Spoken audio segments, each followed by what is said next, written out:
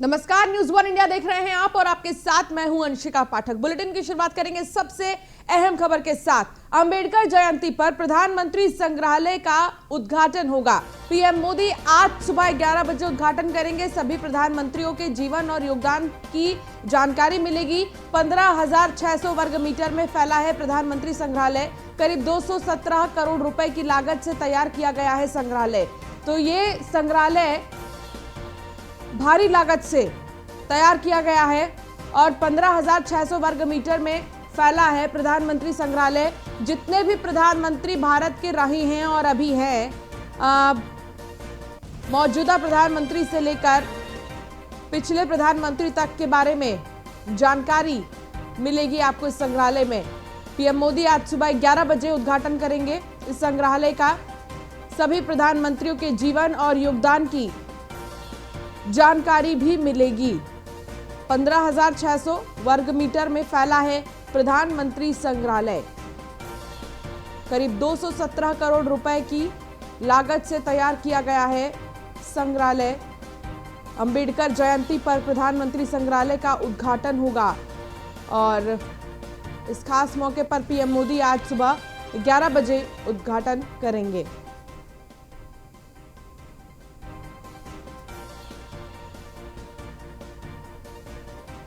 पीयूष तिवारी हमारे संवाददाता हमारे साथ जुड़ गए हैं। पीयूष, क्या जानकारी मिल रही है? आज प्रधानमंत्री संग्रहालय का उद्घाटन करेंगे नरेंद्र मोदी। सवाल ये है कि इस संग्रहालय में क्या खास है और इस संग्रहालय को बनाने के पीछे का उद्देश्य क्या रहा?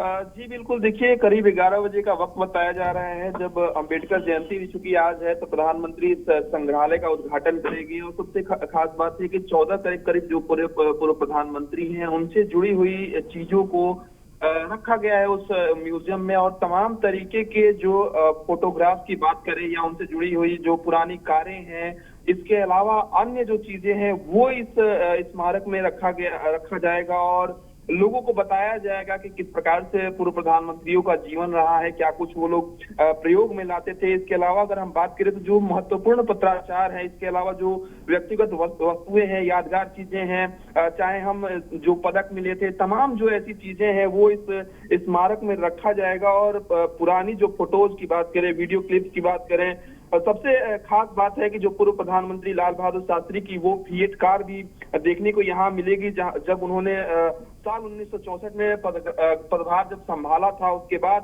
तुरंत उसको खरीदा था। ऐसी सब जो चीजें हैं, जो वस्तुएं हैं, जो यादगार वस्तुएं हैं, वो आपको इसमें देखने को मिलेगी। क्योंकि प्रधानमंत्री का विजन रहा है, आपने देखा होगा पहले भी हमेशा से प्रधानमंत्री सोचते रहे हैं कि जो पुरानी चीजें हैं उनको भी हमारी जो युवा पीढ़ी है उसको समझे, देखे, जाने।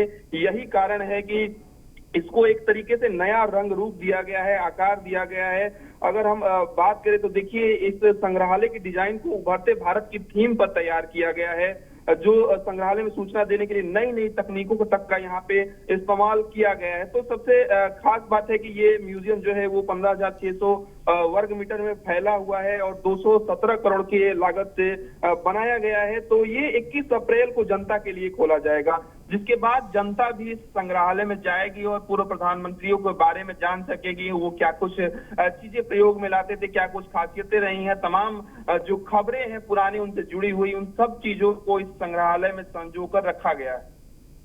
चलिए ठीक है, बहुत शुक्रिया पीयूष इस तमाम जानकारी के लिए। तो बाबा साहेब भीमराव अंबेडकर की आज 131वीं जयंती है। बाबा साहेब भीमराव अंबेडकर को श्रद्धांजलि देंगे सीएम योगी। हजरतगंज स्थित प्रतिमा का माल्यार्पण करेंगे। 10:15 पर यहियागंज गुरुद्वारा में बैसाखी कार्यक्रम में शामिल होंगे। 11 बजे डॉक्टर अंबेडकर महासभा का कार्यक्रम होगा, उसमें शिरकत करेंगे। दोपहर 12 बजे बाबा साहेब भीमराव अंबेडकर विश्वविद्यालय पहुंचेंगे। विश्वविद्यालय के स्थापना दिवस पर कार्यक्रम में भी वो शामिल होंगे। डिप्टी सीएम ब्रजेश पाठक भी शामिल होंगे। मंत्री जयवीर सिंह, असीम अरुण भी कार्यक्रम में पहुंचेंगे।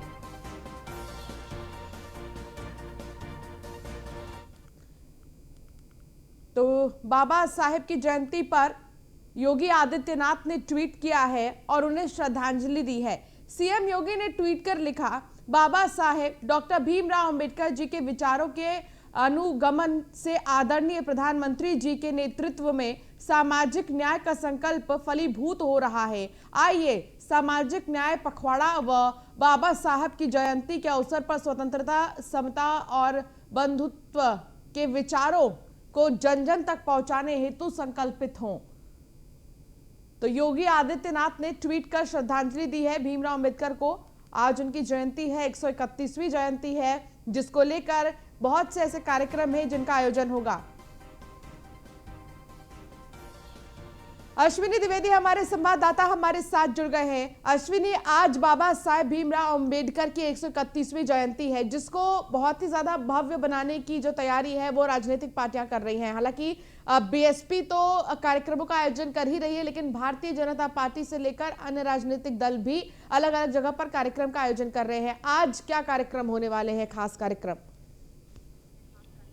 बिल्कुल, अगर बात करें बाबा साहब भीमराव अंबेडकर के आज 131वीं जयंती है, जिस मौके पर तमाम जो राजनीतिक पार्टियां हैं वो अपने अपने ढंग से बाबा साहब को श्रद्धा सुमन श्रद्धांजलि अर्पित कर रहे हैं। निश्चित तौर पर अगर बात करें भारतीय जनता पार्टी की, तो भारतीय जनता पार्टी भी एक भव्य कार्यक्रम कर रही है, जिसमें जो बाबा साहब भीमराव अंबेडकर विश्वविद्यालय है उसमें तमाम आज जो मंत्री हैं, मुख्यमंत्री इकट्ठे होंगे। इसके अलावा अगर बात करें तो जो मुख्यमंत्री का कार्यक्रम है, सुबह सबसे पहले जाकर के बाबा साहब भीमराव अंबेडकर जो प्रतिमा है हजरतगंज में स्थित है, वहां पर जाकर के माल्यार्पण करेंगे।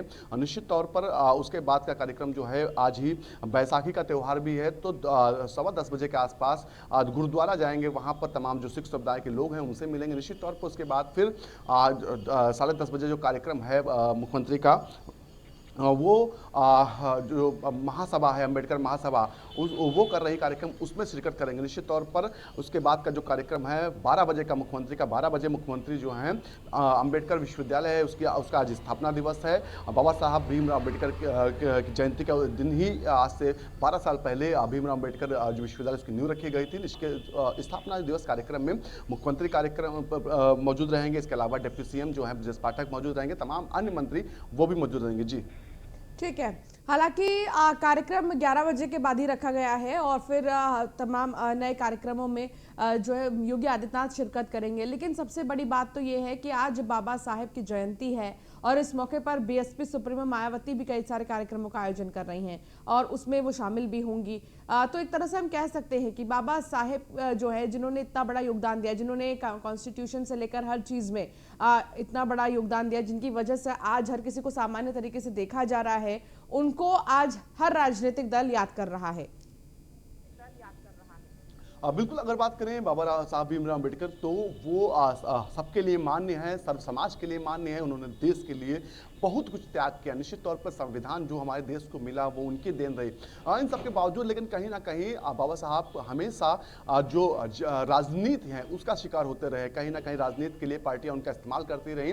हालांकि उनकी बातें तो हर कोई करता, लेकिन कितना मानता ये तो सभी जानते हैं। निश्चित तौर पर कहीं ना कहीं वोट बैंक की राजनीति बाबा साहब के सहारे की जाती है। निश्चित तौर पर चाहे मायावती हो चाहे कोई अन्य पार्टी, निश्चित तौर पर मायावती ने भी श्रद्धा सुमन अर्पित किए साहब को। और उसके बाद एक बड़ा कार्यक्रम अंबेडकर जो मैदान है वहां पर करने जा रहे, अंबेडकर पार्क है वहां करने जा रहे। निश्चित तौर पे भंडारे से लेकर तमाम तरह के कार्यक्रम होते हैं। निश्चित तौर पर बाबा साहब भीमराव अंबेडकर की जयंती मौके पर चाहे समाजवादी पार्टी हो, कांग्रेस हो, हर कोई पार्टी कुछ ना कुछ कार्यक्रम कर रही है, जिसमें कहीं ना कहीं जो वोट बैंक की राजनीति है वो सधी रहे। निश्चित तौर पर राजनीतिक पार्टियां एक तरीके से बाबा साहब का सम्मान करती हैं, लेकिन कहीं ना कहीं जो वोट बैंक की राजनीति उसके चलते ज्यादा कुछ दिखावा भी करती हैं। जी चलिए ठीक है, बहुत शुक्रिया अश्विनी इस तमाम जानकारी के लिए। तो लखनऊ से खबर, जहां बाबा साहेब भीमराव अंबेडकर की आज 131वीं जयंती है। पूरे प्रदेश में बसपा बाबा साहेब की जयंती मना रही है। गोमती नगर स्थित परिवर्तन स्थल पर कार्यक्रम का आयोजन हुआ। बाबा साहेब को बसपा सुप्रीमो मायावती ने श्रद्धांजलि दे दी है। तो पूरे प्रदेश में बीएसपी भी इस पूरे कार्यक्रम को मनाएगी भव्य तरीके से।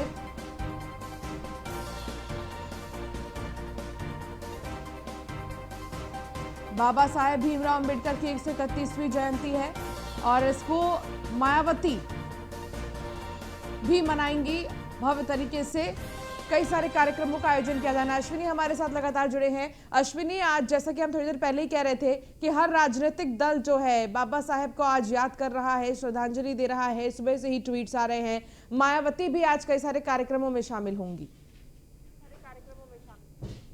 बिल्कुल मायावती ने अब से कुछ दिन पहले ही जो पार्टी कार्यालय है बसपा का, वहां पर जो बाबा साहब की प्रतिमा है वहां पर पहुंच करके जो माल्यार्पण किया। साथ ही साथ निश्चित तौर पर तमाम अन्य नेता भी मौजूद रहे। सचिव मिश्रा जो महासचिव बसपा के वो मौजूद रहे। निश्चित तौर पर इसके अलावा जो बसपा का एक कार्यक्रम है वो अम्बेडकर पार्क में है, जहाँ पर तमाम जो लोग हैं गरीबों को आज भोजन कराया जाता है, भंडारा लगाया जाता है। निश्चित में बाबा साहब के जो उपदेश हैं, जो रास्ता है दिखाया, उसको लेकर के वहाँ पर तमाम तरह की झांकियां लगाई जाती है। निश्चित तौर पर इसको लेकर के बसपा हर साल इस तरह का कार्यक्रम करती है, इस बार फिर ऐसा कार्यक्रम करने जा रही है। जी बहुत शुक्रिया इस तमाम जानकारी के लिए अश्विनी।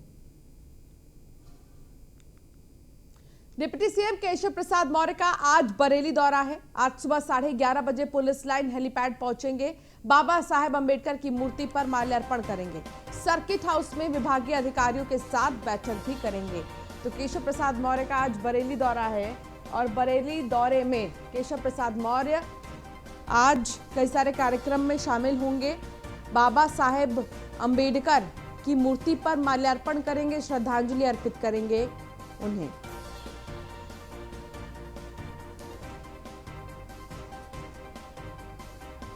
डिप्टी सीएम केशव प्रसाद मौर्य का आज बरेली दौरा है। आज सुबह 11:30 बजे पुलिस लाइन हेलीपैड पहुंचेंगे केशव प्रसाद मौर्य, बाबा साहेब अंबेडकर की मूर्ति पर माल्यार्पण भी करेंगे।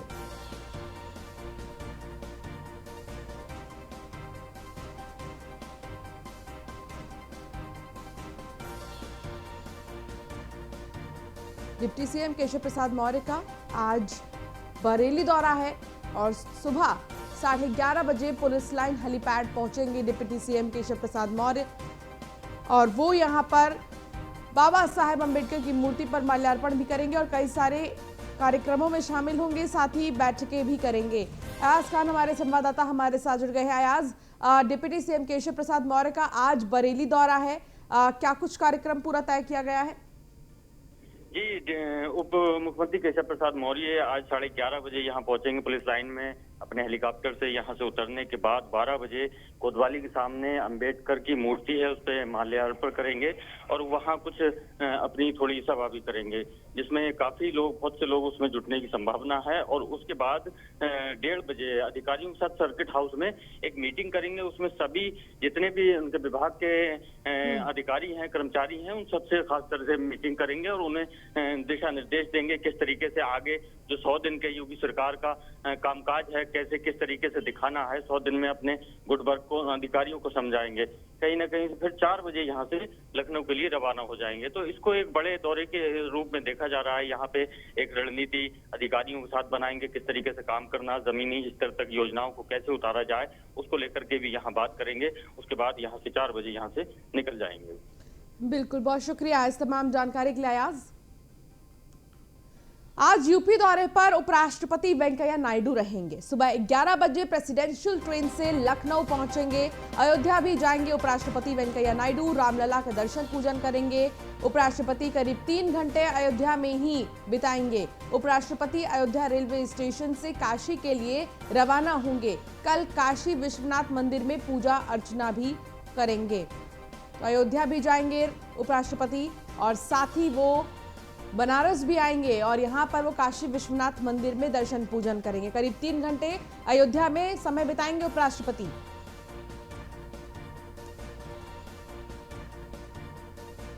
अश्विनी हमारे साथ, हमारे संवाददाता जुड़ गए हैं। अश्विनी, उपराष्ट्रपति वेंकैया नायडू का दौरा है उत्तर प्रदेश का, जिसमें वो अयोध्या भी जाएंगे और बनारस भी जाएंगे। इस दौरे के मायने क्या हैं? निश्चित तौर पर अगर बात करें उपराष्ट्रपति की, तो उपराष्ट्रपति न तो किसी पार्टी के हैं होते हैं, ना ही किसी अन्य वर्ग के। निश्चित तौर पर सबके लिए समाज समान रूप से होते हैं। वो एक व्यक्तिगत कार्यक्रम के तौर पर इसको देखा जा सकता है कि उपराष्ट्रपति जो वेंकैया नायडू हैं, वो आज 11 बजे के लंदन में प्रेसिडेंशियल जो ट्रेन है उससे लखनऊ पहुंचेंगे। उसके बाद अयोध्या जाने का कार्यक्रम है। अयोध्या में उपराष्ट्रपति रामलला का दर्शन करेंगे। निश्चित तौर पर वहां तकरीबन 3 घंटे का समय है जो रिजर्व किया गया है उपराष्ट्रपति के लिए। बाकायदा वहां दर्शन करेंगे और राम जन्मभूमि का जो निर्माण हो, जहां पर निर्माण मंदिर का हो रहा है, निश्चित तौर पर वहां भी जा सकते हैं। इसके अलावा बात करें, अयोध्या से रेलवे स्टेशन से काशी के लिए रवाना होंगे और कल काशी विश्वनाथ जो मंदिर है वहां पर पूजा अर्चना करेंगे। निश्चित तौर पर अगर बात करें उप मुख्यमंत्री की, तो ये उनका व्यक्तिगत दौरा एक तरीके से होता है, क्योंकि आस्था सभी की होती है, चाहे राष्ट्रपति हो चाहे प्रधानमंत्री हो। निश्चित तौर पर उसी के चलते कहीं ना कहीं जो उपराष्ट्रपति हैं वो अयोध्या और काशी के दौरे पर हैं। जी, बहुत शुक्रिया इस तमाम जानकारी के लिए। आप बने रहिए हमारे साथ। अश्विनी द्विवेदी। योगी मंत्रिमंडल का राजभवन में रात्रि भोज आज है और आपको बता दें कि उपराष्ट्रपति के सम्मान में राजभवन में आज भोज है। राज्यपाल ने मंत्री परिषद के सदस्य को भी आमंत्रित किया है। राज्यपाल ने आज रात्रि भोज पर आमंत्रित किया है। सीएम योगी समेत सभी सदस्य इसमें शामिल होंगे। तो राज्यपाल ने मंत्री परिषद के सदस्य को भी आमंत्रित किया है। आज रात्रि भोज है। अश्विनी हमारे साथ लगातार जुड़े हुए हैं, हमारे संवाददाता। अश्विनी, आज रात्रि भोज है, क्या खास होता है जब कोई बड़ा व्यक्ति, जब कोई बड़े पद पर बैठा व्यक्ति आता है उत्तर प्रदेश, और उत्तर प्रदेश में व्यवस्थाएं हम ये देखे हैं कई बार कि जबरदस्त हो जाती हैं। योगी आदित्यनाथ खुद सम्मान के लिए वहां पर पहुंचते हैं, सम्मान देते हैं पूरा, और फिर रात्रि भोज में भी हम ये देख रहे हैं कि कई सारे मंत्री भी शामिल होंगे भोज में। बिल्कुल, कोई भी अगर राष्ट्रपति आए चाहे उपराष्ट्रपति आए, एक प्रोटोकॉल होता है। प्रोटोकॉल के तहत जो किसी प्रदेश का मुख्यमंत्री होता है उनको रिसीव करता, राज्यपाल होती है साथ में। निश्चित तौर पर उस दौरान सम्मान समारोह रखा जाता है और सम्मान समारोह जो आज राजभवन में तरीके से है रात्रि भोज के रूप में। रात्रि भोज में जो है उपराष्ट्रपति वेंकैया नायडू के अलावा राज्यपाल मौजूद रही। राज्यपाल की ओर से पूरा जो अरेंज किया जा रहा है, साथ ही साथ मुख्यमंत्री हैं उत्तर प्रदेश के योगी आदित्यनाथ, वो रहेंगे। इसके अलावा तमाम जो मंत्रिपरिषद के मंत्री हैं वो रहेंगे। निश्चित तौर पर इस दौरान एक तरीके से इसको सम्मान समारोह के रूप में देखा जाएगा, क्योंकि कोई भी व्यक्ति जो संवैधानिक पद पर बैठा हुआ जब किसी राज्य के दौरे पर होता है तो निश्चित तौर पर उसके लिए तमाम प्रोटोकॉल्स होते हैं जिनको फॉलो करना किसी प्रदेश की जिम्मेदारी होती है, और वही फॉलो उत्तर प्रदेश में भी हो रहा है। जी, चलिए आप बने रहिए हमारे साथ अश्विनी, आगे भी हम आपसे जानकारी लेंगे। सपा अध्यक्ष अखिलेश यादव का आज मैनपुरी दौरा है। पार्टी के जिला कार्यालय में कार्यकर्ताओं से संवाद करेंगे। सपा संरक्षक मुलायम सिंह यादव भी मौजूद रहेंगे। सपा कार्यालय पर कार्यकर्ताओं और नेताओं से संवाद करेंगे मुलायम सिंह यादव और अखिलेश यादव, दोनों ही मैनपुरी दौरे पर हैं। और मैनपुरी सपा का गढ़ कहा जाता है और यहाँ पर जो कार्यालय है समाजवादी पार्टी के, यहाँ पर वो कार्यकर्ताओं से मिलेंगे, उनका मनोबल बढ़ाएंगे, उनसे बातचीत करेंगे, उनसे संवाद करेंगे। अश्विनी हमारे साथ, हमारे संवाददाता लगातार जुड़े हुए हैं। अश्विनी, आज समाजवादी पार्टी के जो मुखिया हैं वो पहुंच रहे हैं मैनपुरी और मंत्र देंगे, एक तरह से कह सकते हैं कार्यकर्ताओं को उनका मनोबल बढ़ाएंगे। निश्चित तौर पर मैनपुरी एक बार फिर से समाजवादी पार्टी जहां पर करहल को लेकर के तमाम तरह के संशय थे कि करहल से अखिलेश यादव चुनाव जीतेंगे, हारेंगे। निश्चित तौर पर करहल ने फिर साबित किया कि वो समाजवादी पार्टी का अभी भी गढ़ बना हुआ। निश्चित तौर पर इसको लेकर के समाजवादी पार्टी के जो राष्ट्रीय अध्यक्ष हैं अखिलेश यादव और साथ ही साथ संरक्षक दोनों आज करहल में मौजूद रहेंगे। तमाम जो कार्यकर्ता होंगे जो उस पार्टी के लिए जिन्होंने मेहनत की उनसे मुलाकात करेंगे। निश्चित तौर पर अब 2024 के लिए तैयारियां अभी से समाजवादी पार्टी ने शुरू कर दी। उसी के क्रम में कहीं ना कहीं आज का मैनपुरी का दौरा देखा जा सकता है। जी, चलिए आप बने रहिए हमारे साथ अश्विनी।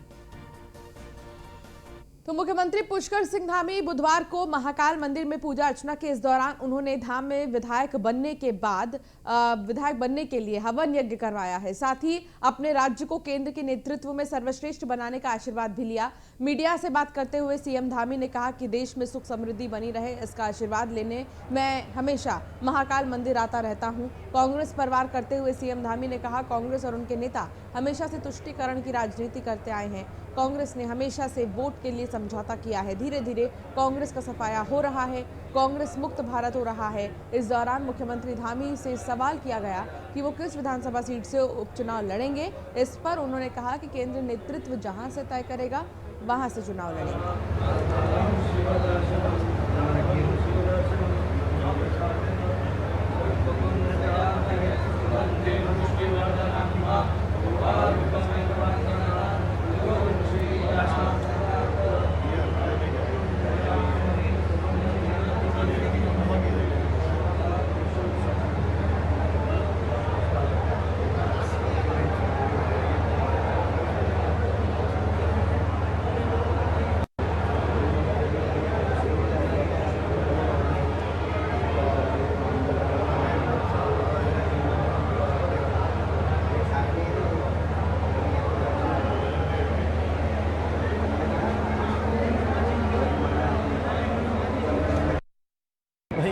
महाकालेश्वर भगवान के यहाँ तो मैं कुछ पहले से ही आता रहा हूँ, आज भी दर्शन किए हैं और जब भगवान की उनकी इच्छा हुई, उनका आशीर्वाद हुआ तो यहाँ पहुँचा हूँ।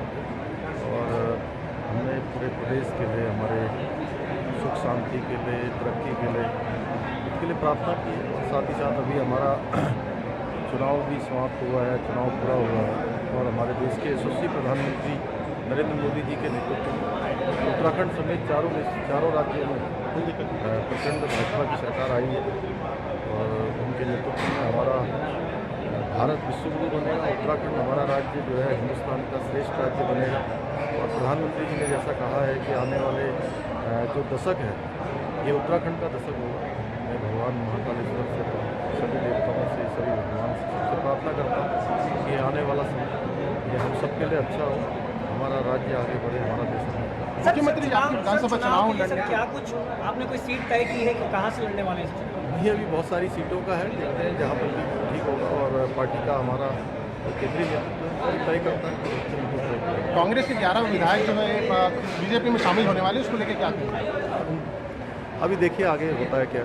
सर, दिग्विजय सिंह जिस तरह से लगातार यहाँ पर जो है ट्वीट कर रहे हैं, गलत ट्वीट करने को उनके खिलाफ एफआईआर भी दर्ज कर दी गई है, क्या कहना है सर इस तरह की, वो जिस तरह से यहाँ पर वो देखिए, कांग्रेस पार्टी और कांग्रेस के नेता हमेशा से केवल एक ही बात करते रहे हैं, हमेशा तुष्टीकरण की बात उन्होंने की है, हमेशा उन्होंने देश में जब हमेशा वोट बैंक की राजनीति की है, वोटों के लिए देश के साथ समझौतों पर समझौते किए। आज भी जो है अब धीरे धीरे कांग्रेस समाप्त हो रही है, हर जगह समाप्त हो रही है, पूरे देश से कांग्रेस मुक्त भारत हो रहा है। तो वही वाराणसी से खबर, जहां केंद्रीय मंत्री स्मृति ईरानी का 1 दिवसीय दौरा है। आज डॉक्टर भीमराव अंबेडकर की 131वीं जयंती पर व्याख्यान देंगी। भारतीय जनता पार्टी के रोहनिया कार्यालय पर कार्यक्रम का आयोजन होगा। तो स्मृति ईरानी भी आज पहुंच रही हैं वाराणसी और यहां पर वो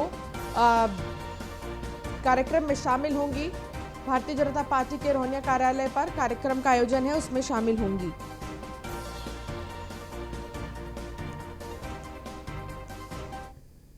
गोरखपुर मंदिर हमले मामले से जुड़ी बड़ी खबर, यूपी एटीएस की जांच में बड़ा खुलासा हुआ है। सोशल मीडिया पर काफी एक्टिव था मुर्तजा। फेसबुक पर 6 आईडी यूज करता था मुर्तजा।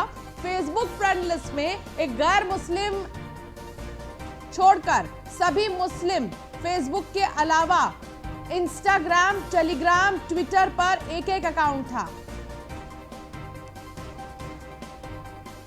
तो फेसबुक फ्रेंड लिस्ट में एक गैर मुस्लिम छोड़कर सभी मुस्लिम, फेसबुक के अलावा इंस्टाग्राम, टेलीग्राम और ट्विटर पर एक अकाउंट। अश्विनी हमारे संवाददाता हमारे साथ लगातार जुड़े हैं। अश्विनी, मुर्तजा सोशल मीडिया पर काफी एक्टिव था और नए नए दोस्त बनाता था, क्या कुछ और सामने निकल कर आया है?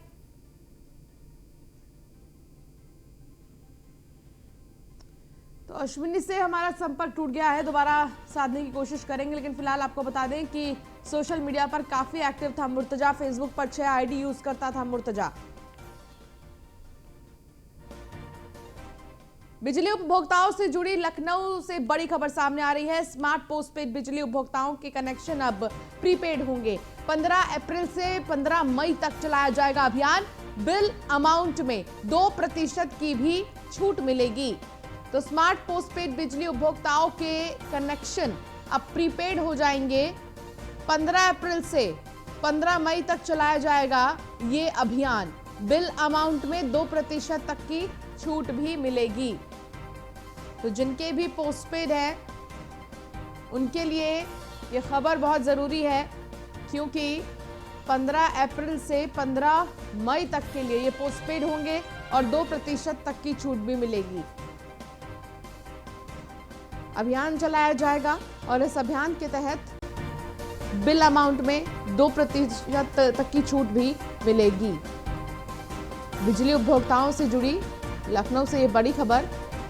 और आपको बता दें कि स्मार्ट पोस्टपेड बिजली उपभोक्ताओं के कनेक्शन अब प्रीपेड हो जाएंगे।